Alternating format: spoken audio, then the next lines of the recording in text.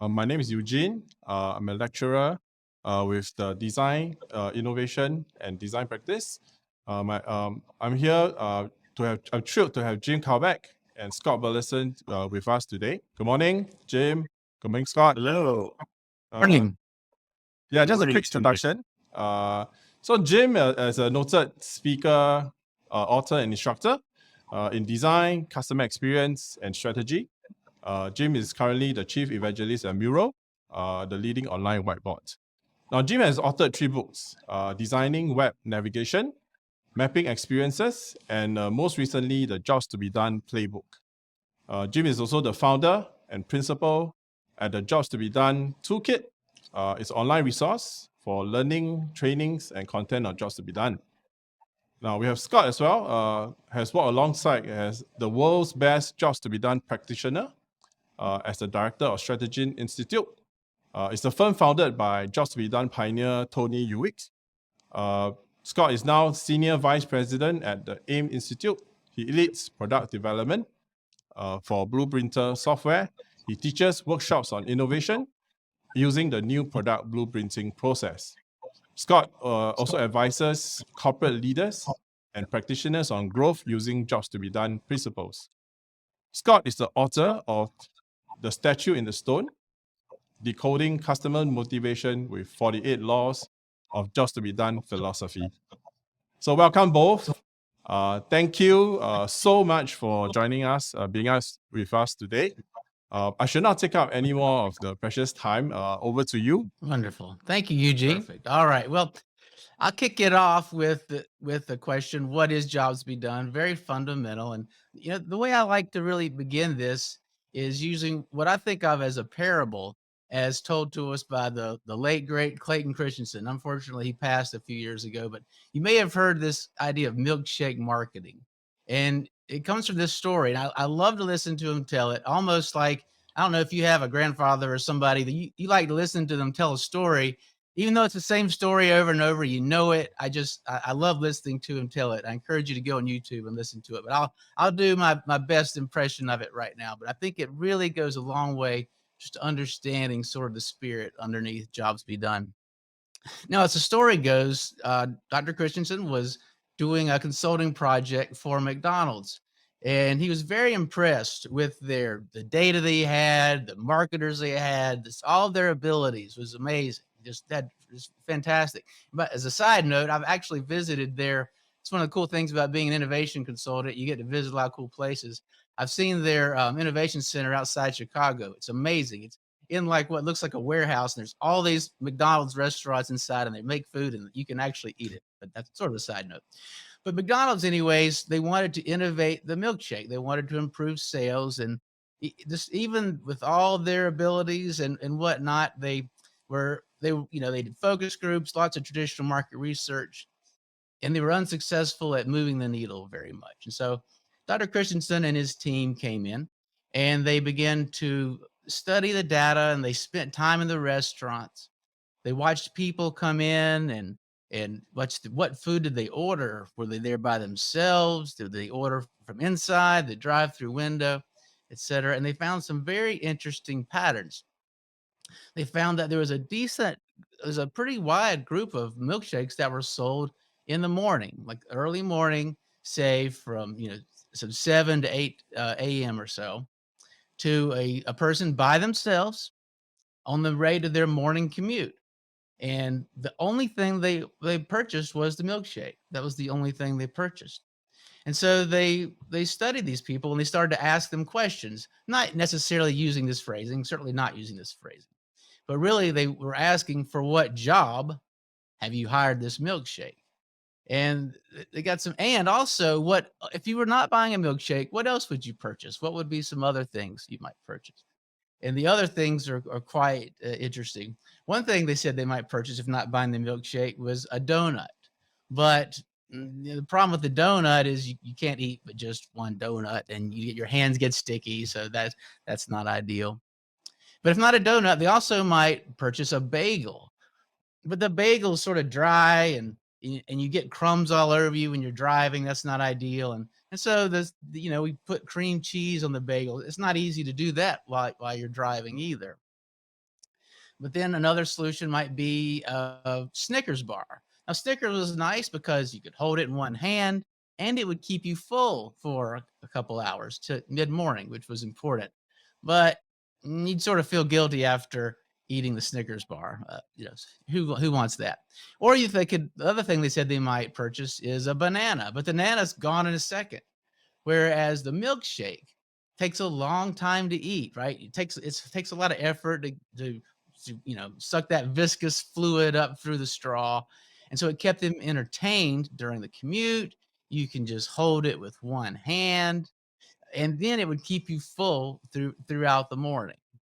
And so with that insight, let's come up and generate some ideas. So now that we understand the criteria for and the reasons why somebody hires a milkshake, maybe they can innovate it. And indeed they did.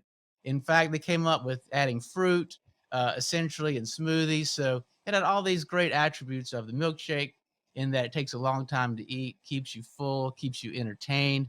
With those bits of fruit, maybe at least you feel a bit healthier. I can't help but reflect. I'm not sure it is any healthier, but that's sort of beside the point, isn't it? But the point is, by understanding why, the reason somebody purchased the milkshake, they've got great insight into how to market, how to sell it, how to innovate. And from that, Dr. Christensen gives us this fantastic statement. And like a proverb, every single word in this statement is just to be absorbed and embraced. A customer hires a product to accomplish a job. A customer hires a product to accomplish a job.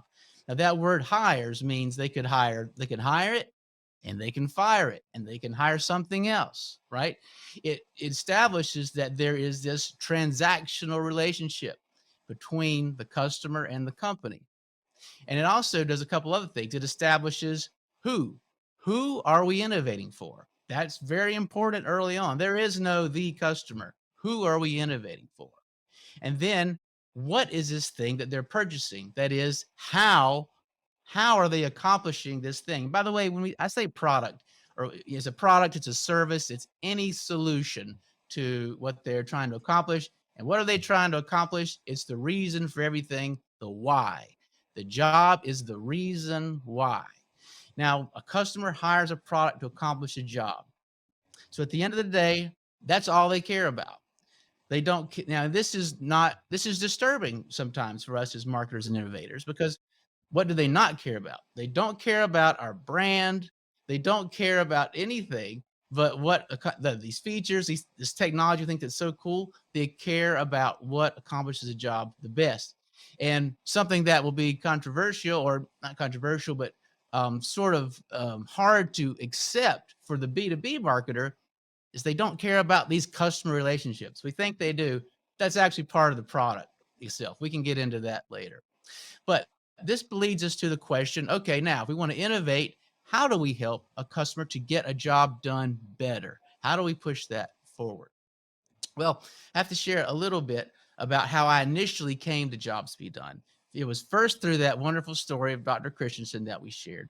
But then next, when I was at John Deere, I had a colleague, Dan Paschke. I'll owe Dan a big debt for this. He was getting an MBA at Duke University at the time, and he had a fellow classmate who gave him this copy of this book called "What Customers Want" by Tony Owen.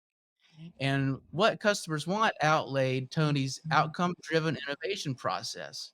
See, the problem with just stopping with Christensen is, as awesome as it and insightful, I didn't know what to do tomorrow. Like I don't know what steps to take. I needed a process, and that's what outcome-driven innovation gave me. And however, and by the way, I came so enthusiastic about it, I ended up joining Tony's firm, Stratagen, really with the best practitioners in the world, and it was an amazing education. But Tony said something there that I just found very profound. And he said, the purpose of outcome driven innovation is to help a customer to accomplish a job perfectly. I found that to be amazing. I'm going to say it again. The purpose of outcome driven innovation is to help a customer to accomplish a job perfectly. And I sort of put that in my little mental parking lot because I didn't really know how to process that. That is until I heard a different story, one that might not even be true, but maybe you've heard it. Whether it's true or not, I found it helpful. When Michelangelo was unveiling the statue of David to the world, probably this perhaps the most famous art even in our modern era, the Pope was in attendance, and the Pope looked at this statue of David and was amazed, as anybody would be. And he said, "Well, how did you create something so perfect?" Now, there's that word perfect again. So I feel like I have two equations I can solve if I can get, put perfect in together. But Michelangelo's answer was, "Well, I looked at the stone and I carved away everything that was not David. So to get perfection, I looked at the stone and I carved away everything that was not David." And somehow through that, things clicked in my brain, and I felt like I understood Jobs Be Done really for the first time. Because here's the thing: innovation is about beginning with what the customer seeks, what they want to accomplish, their why. And then it's about getting rid of everything that stands in their way. So for our milkshake example, it's getting rid of the crumbs during the trip. It's getting rid of my hunger through the morning. It's getting rid of my boredom during that commute. The solution that eliminates those challenges the best, that's the one. That's the one that's going to win. That's sort of philosophically, sort of where I came to how I personally came to understand Jobs Be Done. And with that, I'm going to turn it over to my friend Jim Callback, who's going to show us a little bit more about the nuts and bolts about what this really Yeah. means in practice. Thanks for that setup. It's always great to hear you talk about that and to relay your stories. And I think fundamentally for me, when I hear the milkshake story, I hear about listening to the market, right?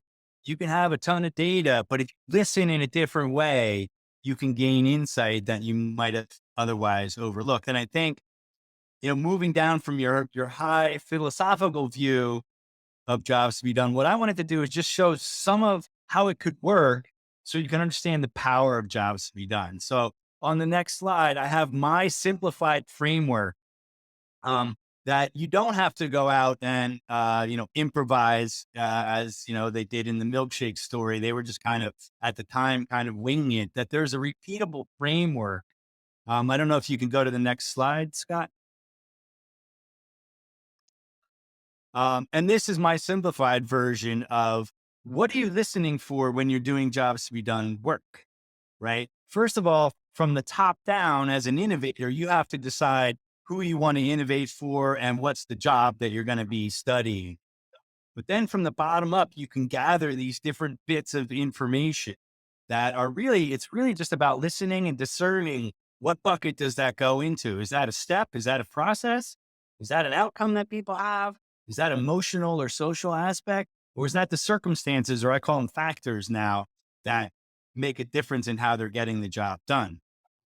So you're paying attention to your market and you're listening in a very specific way. The power of Jobs Be Done that Scott just described really comes from how you're interpreting what you're hearing. And again, this is a different source of information. It's not going to come from big data or marketing, traditional marketing studies. It's going to come from going out and talking to job performers about getting their job done, or watching people in a parking lot if that's what you need to do. But just know that there's a framework to help you distill and discern the elements of Jobs Be Done. So a Jobs Be Done researcher, if you go to the next slide, right? Let's say you're in the food, we're back in the food business here, right? I want to cook a healthy meal quickly. That's something that somebody might tell you, or you might hear them just in a casual conversation related to the job that you're talking about. Let's say we're talking about preparing a meal, Scott, if that's the job to be done. Somebody might say, I want to cook a healthy meal quickly. Perfectly fine statement for somebody to say. A Jobs to be Done researcher hears three different things there, right? Given the framework that I just talked about, there's process, there's outcomes, there's emotions. And I don't know about you, Scott, but I see the word cook, and I think that's a step, right? And then I see the words healthy and quickly, and I actually put them into separate buckets. So I take what I heard and I actually pull it apart, and I create these different elements that I can then work with. So if you go to the next slide, this is what a jobs to be done researcher does is they hear the word cook and they write prepare meal down. And they hear the word healthy and they say maximize the healthiness of the meal and quickly, and they say minimize the time it takes to prepare them, right?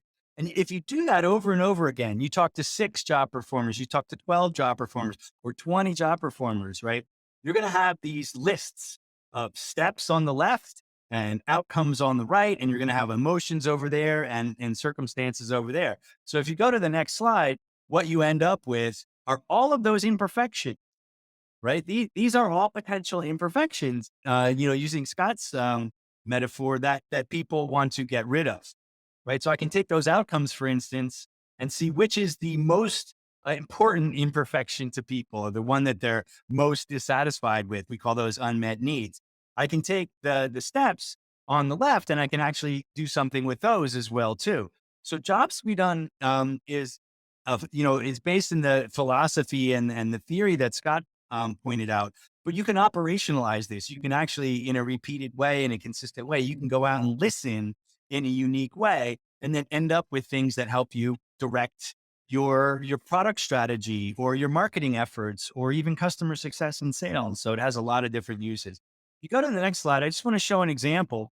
I can take all of those steps, right? So I talk to people about preparing a meal and I can take all of those steps and create what's called a job map, right? So a job map is an artifact in the jobs to be done field that takes a sequential ordering of all of the steps that are necessary in order to get that job done. And with this, I can now have a prioritization discussion with my team, right? I can go into the team and say, what are we going to be working on next quarter? Where are the biggest opportunities for us? Another thing that you can do, if you go to the next slide there, is you can take the other pile of statements that you've extracted, the outcome statements, and I can prioritize those. And I can do that in a more quantitative way, right? So jobs to be done begins qualitatively, listening, discerning specific elements that come from the jobs to be done framework, putting them into the different buckets and the piles, and then operationalizing those.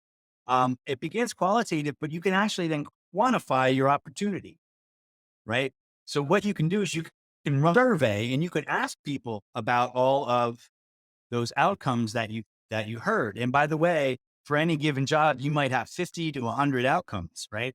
And we attempt to be complete and comprehensive before we do the prioritization. And I can ask people 2 points, 2 data points. I want to know, how important is this to you? And how easy is it for you to get this done for each one of the outcome statements? So now I have 50 outcome statements. Let's say there's 50 outcome statements that we found, Scott, when we were looking at preparing a meal. And I go to a quantitative sample in a survey and I ask them for each one of those outcome statements, how important is this to you and how easy can you get that done? What that allows us to do is plot these things on a grid. So if you go to the next slide, you can see there's a matrix, right?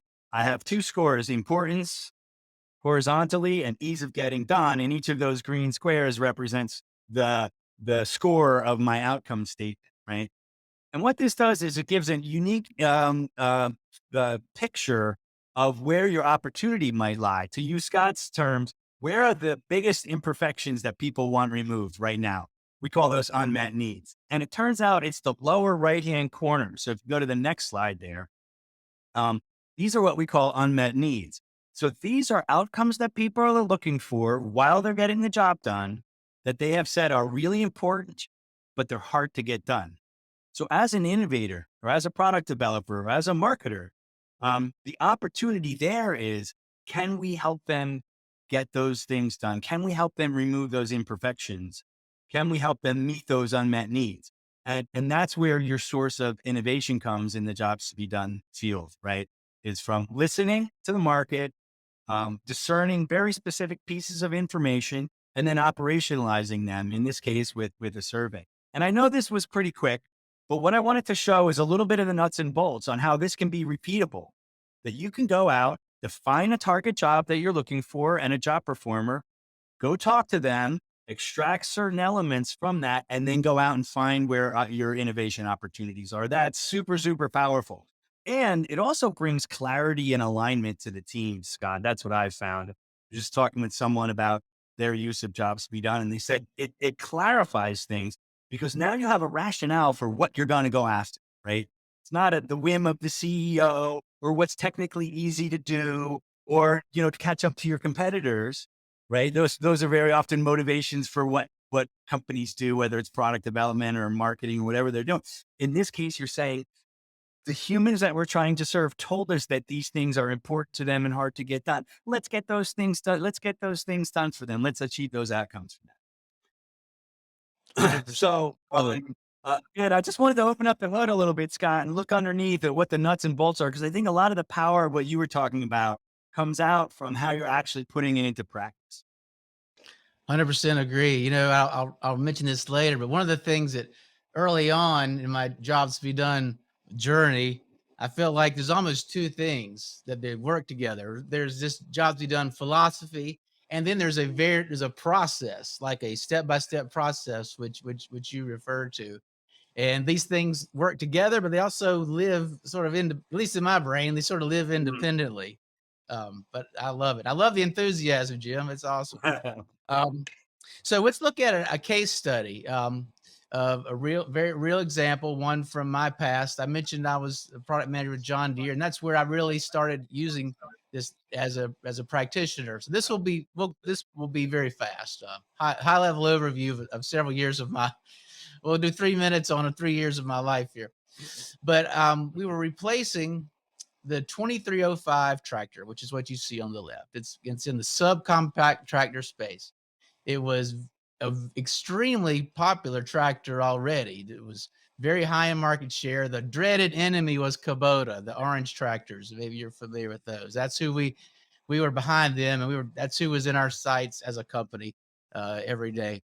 There's some good and bad to that. You can be a little too focused on your competition. But anyways, we were behind Kubota, but we were replacing this very successful tractor. In fact, customers loved it. The only thing you might knock on it a bit is the margins weren't as good as some other things, but highly successful. So it's a lot of pressure. We were, it was completely outsourced to a supplier in Japan, a company called Yanmar, and we wanted to bring it in-house. And so pretty high risk to replace a highly successful tractor. I can tell you what the instructions that were given to me were. It was, don't get fancy, don't do a whole lot. Just take this successful tractor, it's in Japan, and build it here. Don't do anything else. And I can tell you the team and we could not have ignored that anymore. We spent more money on market research than like anybody had spent, certainly for this, by magnitudes. But anyway, we'll talk about the sort of where it went. The tractor on the right is actually a little spoiler alert. That's what we came up with. If you look closely, you might get a little hint about some of the things that we uncovered. But the job we studied was maintain property with a tractor. With a tractor is a context, so it's not 100% solution independent, but that was where we were playing, maintain property with a tractor. And within that, there were 6 primary outcome statements that we came up with, using a process very similar to what Jim shared. We visited customers on site. We did all the ethnographic work. I traveled all over the country. It's fantastic. Got a lot of good stories from that. But then we prioritized them with the survey. And the 6 unmet needs or unmet outcome statements were minimize the time to attach and detach implements, minimize the likelihood of discomfort while operating, minimize the likelihood of feeling unsafe on inclines, minimize the time to access tools, et cetera, et cetera. I'm not going to go through how we addressed all these. We don't have time for it. In fact, I'm going to specifically talk about the top one of those, which was minimize the time to change, attach and detach implements. So let me give a little bit of context there. So there's an old saying in the tractor business that without implements and attachments, a tractor is just a slow ride to the mailbox, because that's the mower decks, the backhoes, the blades. It's the tools that you plug to the tractor that actually do the work. And so you can imagine the ability to put one tool on, take it off. That really increases how you can use the tractor, how easily you could use the tractor. Now, there was one very particular, for this tractor size, the most common implement was what was sort of informally called a belly mower. It's a mower that would go underneath the tractor between the 4 wheels, and with that belly mower on there, this would look very much like a real big lawn tractor like you might see in a store or something. But to use the tractor, you needed for various things. You would want to take this mower on and off. Now, you had to transmit power from the transmission of the tractor to the mower through what's called a PTO shaft. And to really understand why this is such a problem, let me describe this process quickly. So to do so, you would have to get on the ground, stick your hands up under the mower. This is already not fun. And you had to grab the shaft, pull this collar back, and pull it apart. Now, doing that, you're going to get grease on your hands, and if you're not careful, you might get cuts on your hands. But it's already dirty, so you might get an infected cut. So again, 2 and 3. This is already not fun, even less fun. Now, keep in mind, now you've got a 300-pound mower deck that has to be pulled out from underneath. Now let's combine that with a little bit of demographic information about the customers. A high, the vast majority are folks who are retired, over age 60. So folks over age 60 pulling a 300-pound mower deck out, you start to quickly see why this was a significant challenge. Well, here's the thing about these unmet needs. They're unmet for a reason, right? They're unmet for a reason and usually the reason is it's a difficult technical problem to solve. In this case, what you needed to be able to drive over the deck, and you needed this shaft to somehow connect itself. But it was a very difficult technical problem to solve. But with this data, what we're able to do is go to our leadership and say, hey, we need time, we need money, and we need patience to solve this difficult technical problem. And so we had one team working on this, and it's hard to solve. Months go by, months go by, months go by. You go back to leadership, and they want to say, well, can you tell me on your schedule when you're going to have that technical breakthrough? And the answer is no, I can't schedule a technical breakthrough. It just doesn't work that way. But please look at this data. If we solve this, it will be a huge deal. It will be a huge deal. So we added another team in parallel working on this. And the story ended well. We ultimately did solve it, but there was lots of wailing and gnashing of teeth in the meantime. And now you can go look this up on YouTube. You can see a nice demo. If you search John Deere 1 series, you can see some cool videos of this attaching and detaching. And it went on to be a huge product success. And just a couple other quick things you might notice how we solved as well. It's a very expensive seat on there that added more comfort. You see extra light packages. You see a toolbox. You can't really tell this, but there's tilt steering. And you see that roll bar is foldable. Look, it's high risk so there's one thing about solving a technical problem, but it's high risk every time you add cost. And I actually, in the useless information in my brain, I know how much all the costs those added. And it's very difficult to make that case. But if you have the data, this will improve the experience for customers. This will help them to use this tractor at night. This will help them to work longer because they're more comfortable. This will help them to, change this mower deck without hurting their back, et cetera, et cetera. So I tell this story the truth is the story is not that interesting to me anymore. It's years in the past. Why do I tell it at all? Because I want people to understand this works. It works extremely well when you understand those customer unmet needs and you innovate for them. In fact, it works better than really you can imagine. And that's the only reason I share this story. This tractor has been in the market 12 years and it continues to do very well. All right. So with that, I'm going to turn it back over to Jim to talk about how we really move this forward. Yeah, just a couple of final points. Thanks for that, Scott. I don't think I've ever heard you tell that story before. I know you were at John Deere, but it was nice to hear that specific story. The one thing that I discovered when I was looking at jobs to be done and trying to use it in my own work was that there were lots of folks out there in the field, not just, Tony Ulwick at Strategy. There was Bob Mesta and all kinds of people out, Scott Anthony over at Innosight. There's all these people using the principles of jobs to be done, as you outlined in the introduction, in different ways. And they were coming up with lots of different types of methods and techniques. And the one thing that I tried to do in my book, the Jobs to Be Done Playbook, was to kind of capture them. It's almost the greatest hits. If you want to go to the next slide. So some of what we were talking about, I think, is a really powerful technique. I mean, Scott's story is a really powerful one, and unmet needs, finding unmet needs is really, really powerful. But you could also use what I call jobs thinking. Just this idea of saying, what's the job to be done and how do I focus on the jobs to be done? You can use that in lots of different ways, right? I mentioned creating a job map. There's this technique called job stories. And Scott, I've worked with companies that all they do is they just go out and talk to people and they just write job stories. And then they have this catalog of job stories that they prioritize too. It's not as scientific or as rigorous as what you talked about, but they're still applying jobs to be done thinking throughout their daily work. Even in marketing and even in sales, coming up with a jobs-based strategy for your company. What acquisition are you going to make next can be informed by jobs to be done, right? So what I learned is that jobs to be done is actually a broad field of practice, and there's all these practitioners for the past couple of decades using different aspects of jobs to be done in different ways.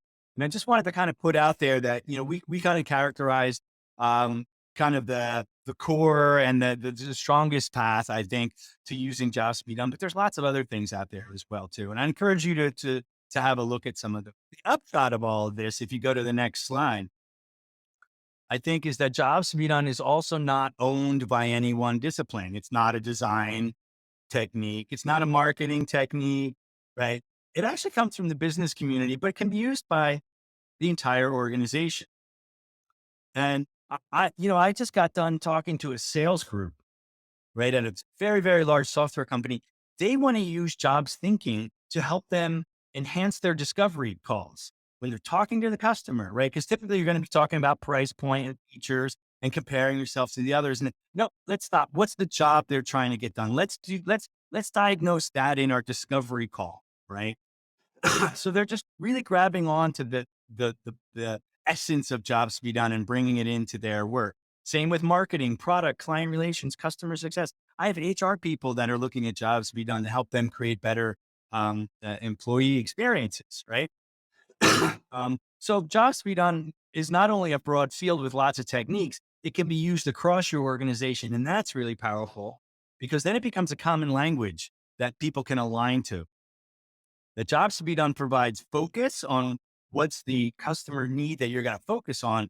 But what it also helps to do is it helps to align people internally with a common language and a common North Star, right? And that crosses all of these departments. Just one final example before we end, go to the next slide from Des Traynor, one of the founders of a company called Intercom software capabilities that allow you to communicate with customers in various ways.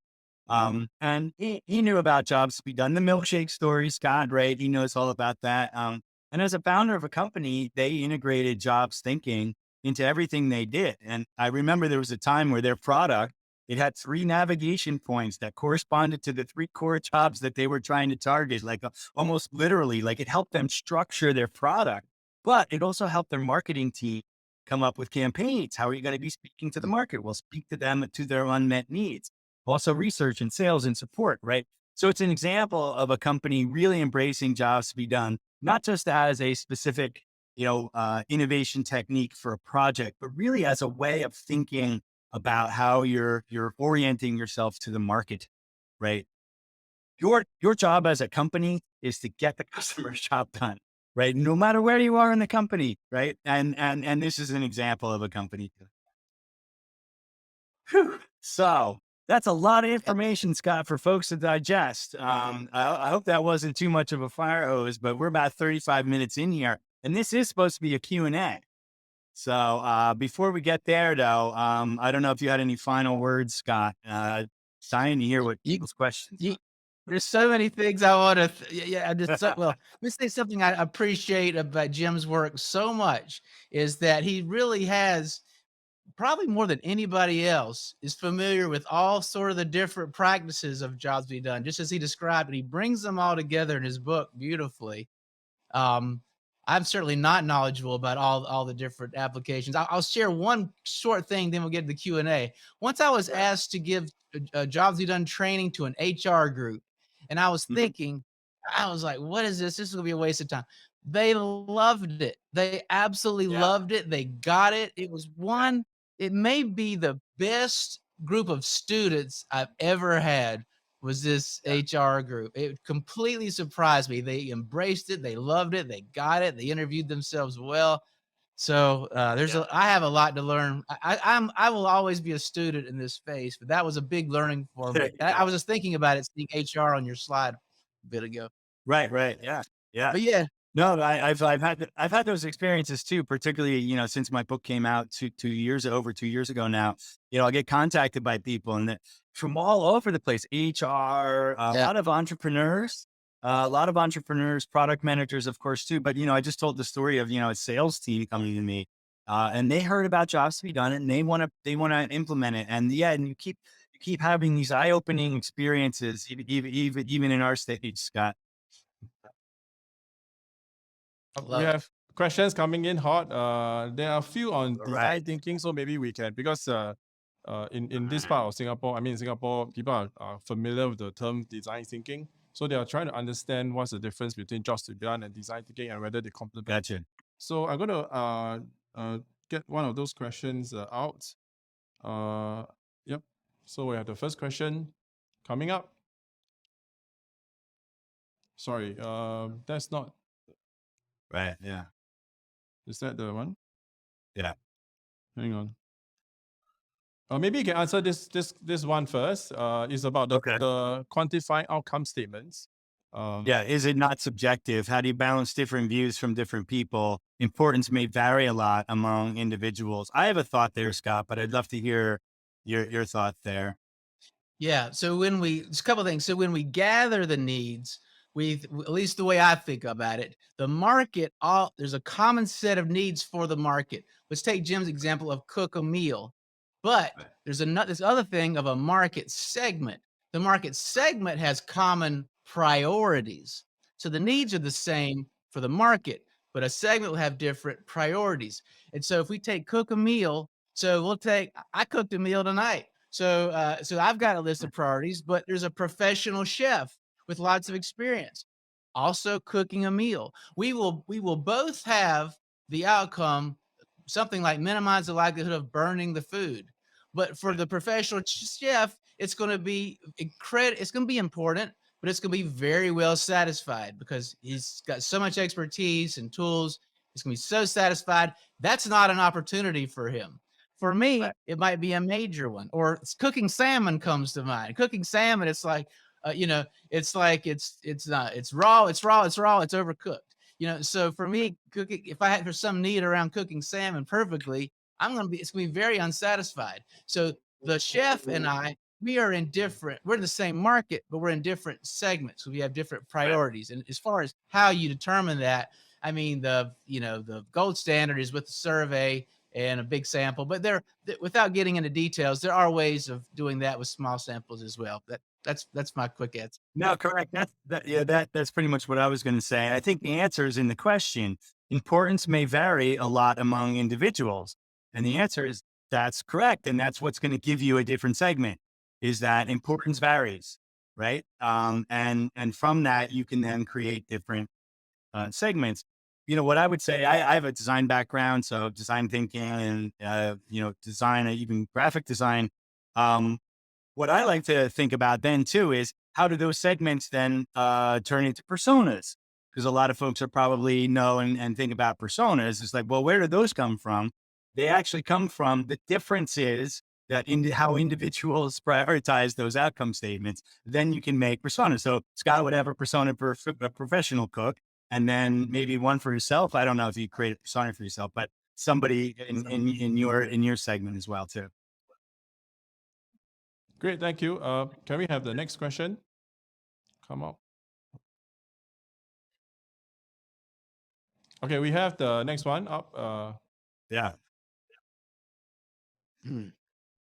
About getting people who are, about design thinking and how do they get jobs to be done. Well, I just want to say I am not a pioneer in jobs to be done.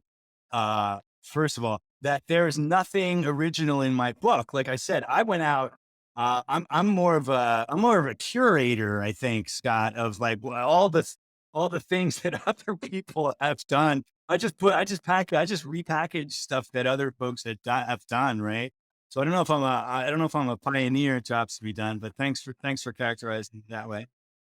I Um, say the same. In fact, I'm not. It'd be yeah, interesting for me to go back through my book and say what yeah, is sort of something I've contributed. There's are some things, but it's small. It's like right. 2% or something to me. Exactly, Compared to exactly. what I've learned from other Right, people. In fact, right, yeah, the probably what's unique to me is just bringing things together. And certainly, Jim, yeah, you've done that. You've right, brought right. these different things together. But and the reason why I did that is also because of this question is how do you get people interested in jobs to be done? Because I read, about jobs to be done in about 2003 and was trying to get other people excited about it. And to some degree, my book is the result of me trying to implement jobs to be done, but also trying to get people around me excited about it, right? And a couple things that I found helpful. One is to be aware of your organization and what its appetite is at the time. So I did a lot of jobs to be done work, and I didn't call it jobs to be done. It was part of the research or the design work that I was doing. And I have all these examples, Scott, that I can show you sometime. And there are outcome statements all over the diagram that I created. I didn't tell anybody that, right? I got people interested into thinking and the power of it without necessarily saying, okay, guys, let's stop. We're going to do jobs to be done now. Right. I actually integrated it into what I was already doing. Thank you. Can we have the next question? It's about product development and usage of jobs to be done. Yeah. Well, I got a thought here, but I know, Scott, this is your expertise, I think, particularly in product development. But I see jobs to be done as an engine of inquiry that happens. It's foundational, but it can happen way up front, or it's best up front. Yeah. In my experience, what about you? Yeah, definitely up front. Also, like in the example I showed, we used it throughout. So, for example, Mm, you want to make the tractor more comfortable. And so,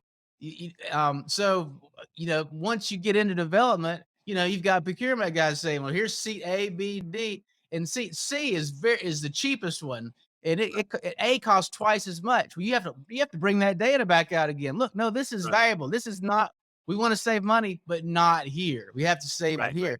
And then when you move forward, eventually you get to where it's time to launch the product.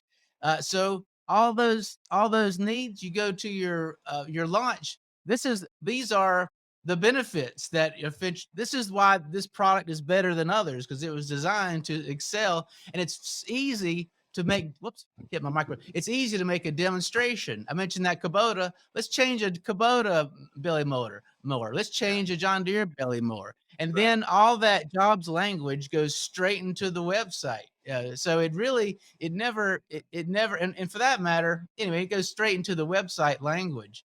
It right, helps you to sort of because you're so close to your technology, you're so close to your product. You're like, "Yeah, I think this is so important," and it's always a reminder to back up. Whoa, wait a minute. They just care. They don't care about this feature or that feature. So to me, and I definitely have a bias here based on my enthusiasm for it, but as a practitioner, I definitely use it throughout. But to Jim's point earlier, that doesn't mean I'm always breaking out that language. I'm not always saying, "Well, this is the job, this is the outcome, this is." In fact, right, I'm very deliberate and measured, and I probably should bring it out more than I do, to be quite frankly, because I don't want people to feel like I'm just hammering them with this technique right, because then we're performing because look, jobs to be done at the end of the day, it's a solution. So you got to think about your audience and what they're trying to right. accomplish. Totally, And I can totally totally. Well relate as said. well. I mean, when I was actually trying out for the first couple of times,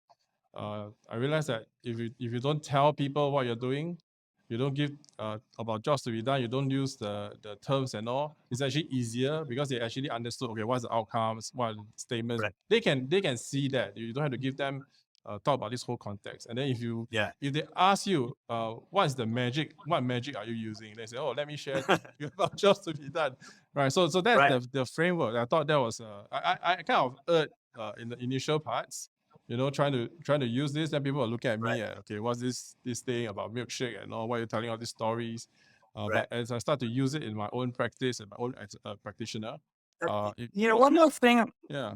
Well, one more thing about that that's interesting, Eugene, too, I think, is that jobs to be done doesn't have to replace other activities and motions you already have. So I don't see jobs to be done replacing design thinking or agile or lean. Actually think they integrate well and they complement each other.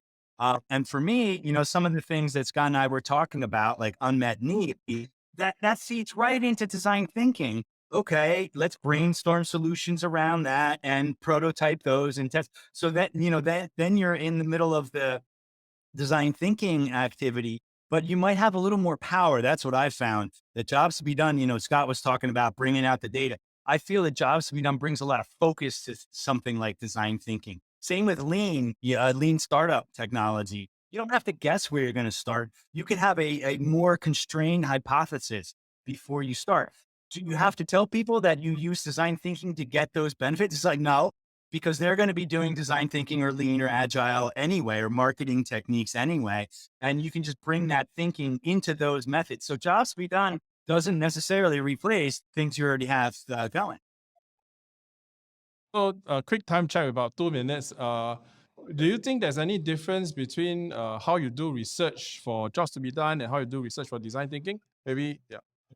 Just From my side, I've done both. They're very similar. And when I talk to people who've done ethnographic research or design thinking research, and then I talk to them about jobs to be done, they're like, oh, I get it. And that's a good thing. That's a really, really good thing. The difference is what you're listening for. And that's why I showed some of those slides with those boxes and the categories of things, is that it's going to be a very similar type of thing. But what you're asking people, you want to know about them getting their job done. You want to know about their outcomes, and the way that you ask questions is going to be slightly different. And then how you analyze the data is going to be slightly different as well, too.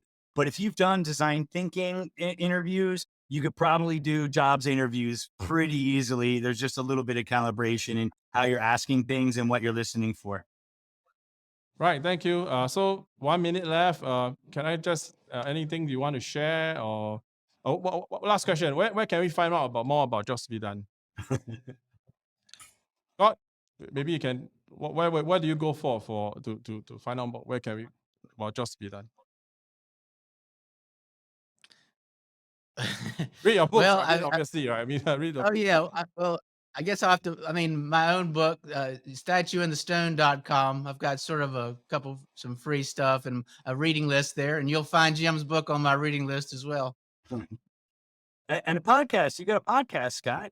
Yeah, Product Quest podcast. Yeah, we've got that going as well. It's not technically a jobs to be done themed, but the other two co-hosts and we have deep interest in it, so we can't help ourselves. It tends to come up a lot with our guests, and we've got some exciting guests coming up. We've had Jim on there already. We've got some more. We had Lance Betancourt.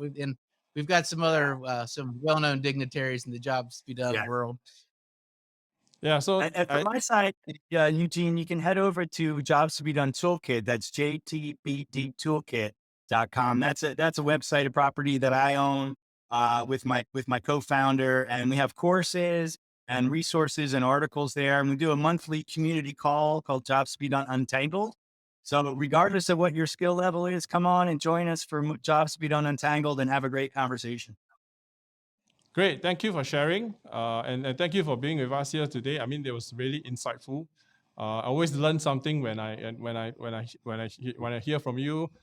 So thank you. It's great that we are starting the day being human-centric and talking about jobs to be done. We have another session at 3 p.m. With Biat and Yan, also talking about jobs to be done. It's great to start the day with being human-centric and end the day being human-centric, as I was kind of discussing with Jim and Scott there. Okay, thank you very much. Join us for the rest of the webinars today and in the upcoming sessions. Thank you, everyone. Thank you very much.